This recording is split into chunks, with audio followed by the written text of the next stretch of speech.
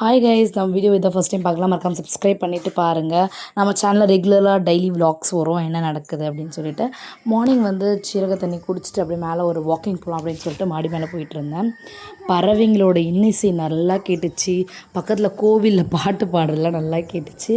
Morning இவ்வளோ விஷயம் ரசிக்கலான்ட்டு நான் இன்றைக்கி தான் தெரிஞ்சுக்கிட்டேன். மோஸ்ட்லி ரொம்ப மார்னிங் போக மாட்டேன். இன்றைக்கி ரொம்ப ஒரு 5 o'clock 5:30க்கெலாம் மேலே 6 o'clock மேலே போயிருந்தேன். நல்லா ஃபுல்லாக சுற்றி கொஞ்சம் பீஸ்ஃபுல்லாக இருந்த மைண்டு. வீட்டை சுற்றி எதுவுமே இல்லாமல் பறவைங்க சவுண்டு, மனுஷாளுங்க சவுண்டும் அவ்வளோவா கேட்கல. பறவைங்க சவுண்டு தான் நிறைய கேட்டுகிட்ருந்து. ஜீரக வாட்டர் குடிச்சிங்கன்னா கொஞ்சம் ரெஃப்ரெஷிங்காக இருக்கும். லெமன் கூட ஆட் பண்ணி குடிக்கலாம். பட் லெமன் எனக்கு ஹெட்டேக் வரதால் நான் ஜீரக வாட்டர் தான் சேர்த்து குடிச்சிட்ருக்கேன். ஒரு 20 minutes வாக் போயிட்டுருந்தேன். வாக் கொஞ்சம் ஃபாஸ்ட்டாக தான் போயிட்டுருந்தேன். ஏன்னா கீழே போய் சமைக்கணும் இல்லையா. ஆனால் எங்களது மாடி கொஞ்சம் லென்த்தாக இருக்கும்.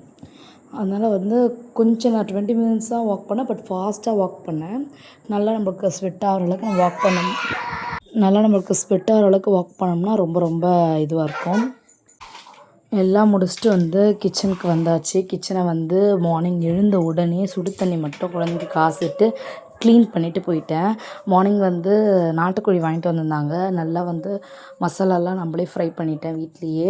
இந்த மசாலா ரெசிபி மோஸ்ட்லி நீங்கள் எந்த இன்க்ரீடியன்ஸும் ஆட் பண்ண தேவையில்ல. மஞ்சத்தூள் மட்டும் ஆட் பண்ணால் போதும். மஞ்சத்தூள், மிளகாய்த்தூள், வீட்டு மிளகாய்த்தூள் கூட இந்த மசாலா ஆட் பண்ணாவே போதும். செம்ம டேஸ்ட்டாக இருக்கும் நாட்டுக்கோழி குழம்பு.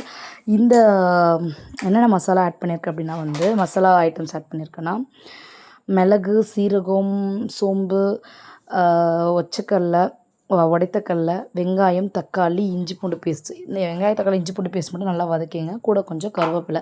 இதில் மிளகும் சோம்பும் கொஞ்சம் அதிகமாக சேர்த்திங்கன்னா செம்ம டேஸ்ட்டாக இருக்கும். இஞ்சி பூண்டு கம்மியாகவே சேர்த்துக்குங்க. இப்படி தான் இந்த மசாலா அரைக்கணும். இது சின்ன குழந்தைங்களுக்கு கூட நம்ம யூஸ் பண்ணிக்கலாம் இந்த குழம்பை. 1 year பிலோ இருக்கவங்களுக்கு எந்த ஒரு பேக்கடு இதுவும் நம்ம ஆட் பண்ண மாட்டோம் மசாலாவும். அதனால் இது மாதிரி செஞ்சுக்கலாம். இன்றைக்கி நம்ம என்ன சாப்பிட அப்படின்னா ஒயிட் ரைஸ்,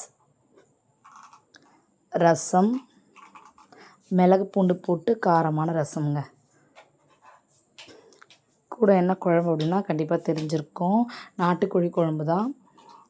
பாருங்கள், செம்ம சூடாக இப்போ தான் இது பண்ணேன். உடனடியே வீடியோ எடுக்கலாம் அப்படின்னு சொல்லிட்டு வீடியோ எடுக்க வந்துட்டேன். செம்ம டேஸ்ட்டுங்க. எப்படி சொல்கிறது, நம்ம நம்ம பாய்லர் சிக்கன் சாப்பிட்டாலுமே நாட்டுக்கோழிக்கு ஈடாகாது. யாருக்கெல்லாம் நாட்டுக்கோழி பிடிக்கும் அப்படின்னு சொல்லி கண்டிப்பாக கமெண்டில் சொல்லுங்கள்.